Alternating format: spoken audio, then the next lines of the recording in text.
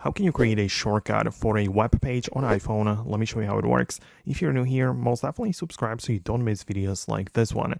So if you quickly want to save some sort of web page for your, iPhone for quick access, you can either save it as a bookmark, right, or add it to your favorites, which means it stays within a Safari. You can, of course, click on the more options alongside your website and save it like that to your bookmarks, right? That would get the job done. However, you also have the ability to share it as a shortcut, which will appear on your home screen.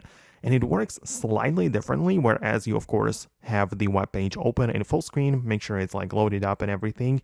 But click on the three dots next to the URL, and instead of saving it to bookmarks, you click on a share, which will give you the regular options like you can share it over messages or AirDrop, whatever. But then also pay attention to the more button within this view.